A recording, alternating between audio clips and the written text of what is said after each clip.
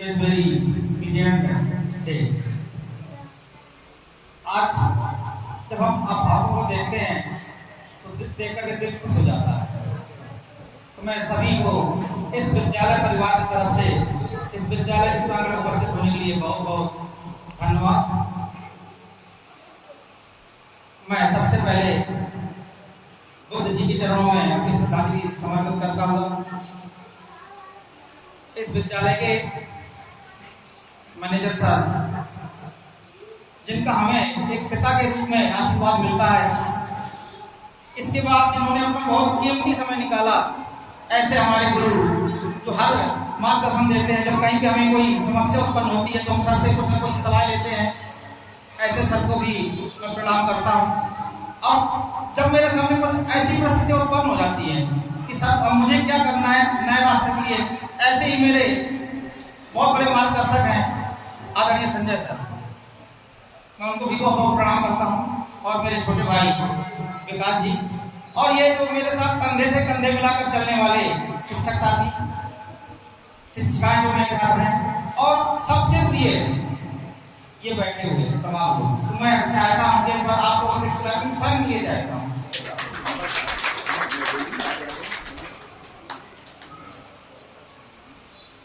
ये dress competition कराने का हमारे मुख्य उद्देश्य था कि सभी विधाओं से जुड़ा जाए। काम किया है, तरह तरह की बोली भाषा, तरह तरह का वेश है, कहीं पे काला कहीं पे नीला, ऐसा हमारा देश है। तो आप लोगों ने बहुत ही अच्छा बच्चों का गेटअप किया, मैं देख करके मुझे उम्मीद नहीं थी कि आप इतना अच्छा कर पाएंगे, लेकिन जब मैंने जो मेरे इस कार्यक्रम को जो संयोजक थी स्मृति मैडम, उनको मैंने ऑर्डर दिया और उन्होंने कहा कि सर ये हो जाएगा। तो मैंने कहा मेरे पास समय कम है, कैसे मैनेज करेंगे, उन्होंने सर हो जाएगा।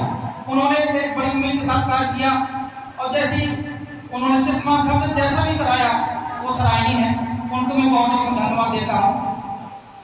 और फिर इसके बाद आपने जो बच्चों को रंग रूप दिया वो तारीफ के काबिल। अब मैंने वीडियो फोटो सब डाले हुए हैं देखने के लिए एक बार। अब हमारे जो अभिभावक महोदय जय साहब ने बहुत अच्छी सलाह दी हमको, उस सलाह को हम आगामी आने वाले 2027 में जरूर इसको अपनाएंगे। इसके अलावा आप लोगों से भी कुछ उम्मीद रखेंगे कि हमको ऐसी कुछ सलाह देके जाएं, यदि माइक से नहीं बोल सकते तो हमको व्यक्तिगत बता के जाएं, हम उससे भी कार्य करेंगे।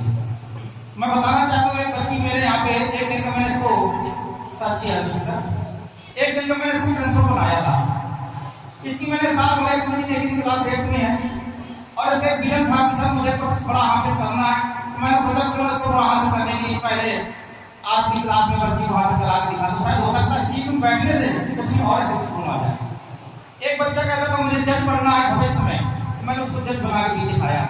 ऐसे बहुत से बच्चे हैं जिनको साइंटिस्ट बनना, मैंने उनको साइंटिस्ट बनाया, आप लोग देखे होंगे। बहुत से ऐसे बच्चे को देखकर मुझे डॉक्टर बनना, मैंने उसको डॉक्टर भी बनाया, रियल डॉक्टर का। मैंने कहा बेटा यदि मैंने आपको बनाया तो मेरे सपने को पूरा करके दिखाना है। तो ऐसी उम्मीद हम रखते हैं बच्चों से, और आप लोग मेहनत करते, उसमें कोई दो राय नहीं है। मेरी थोड़ा रिक्वेस्ट है आप लोगों से, बच्चों को पढ़ाई के क्षेत्र में जो भी उनका साधन हो उसको पहले जरूर पूरा कराएं, किसी भी कंडीशन में। जैसे मैं डायरी, जब हम डायरी देखते हैं तो कई % भाव डायरी बच्चों को नहीं देंगे, तो मुझे कष्ट होता है। क्यों?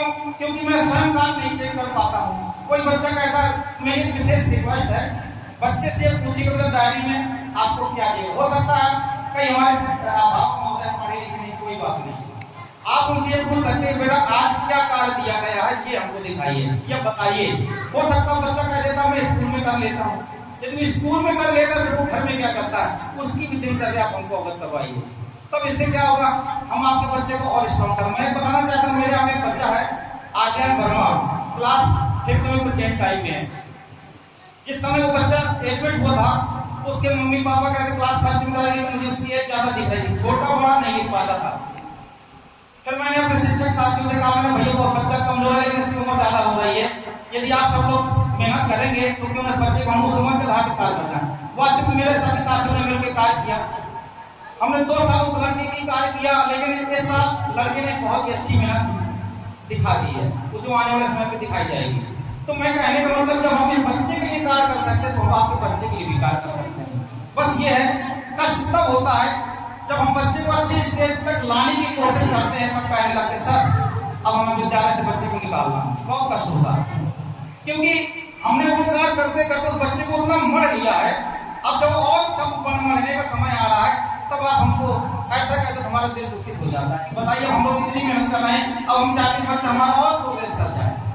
तो ये मेरी एक विशेष प्रार्थना है, यदि ऐसे दिमाग में हो तो कृपया आप मुझे सलाह दीजिए कि क्या क्या करना है। बड़े बड़े जो विद्यालय हैं, आज हो सकता है बड़ी बिल्डिंग हमारे पास उतनी बड़ी जगह नहीं, लेकिन ये जरूर है कि हम उनकी नकल करके उस लायक बच्चे को बनाने की पूरी कोशिश करेंगे।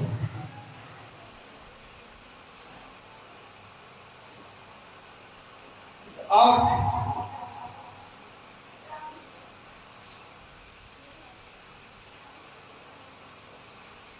इसके बाद मैं अपनी वाणी में विराम देता हूं।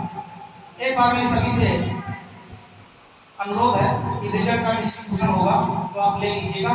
कुछ बच्चों का हो सकता है ना दिया जाए, तो उनसे आप जिक्र मत करिए, उनसे जिक्र मत करिए, क्योंकि हो सकता है हम लोग कोई विषय और हो तो उनसे आप व्यक्तिगत पूछ लीजिए। ये मेरी रिक्वेस्ट है। या हो सकता है वो बच्चे का कोई ऐसा स्थान आ रहा हो, डेट क्लियर की जा रही हो, ऐसा भी हो सकता है। इसमें अन्यथा न लेते हुए उस समय आपके लिए सब कुछ आपके लोगों के लिए है। तो अपनी बारी में ब्राह्मण को धन्यवाद।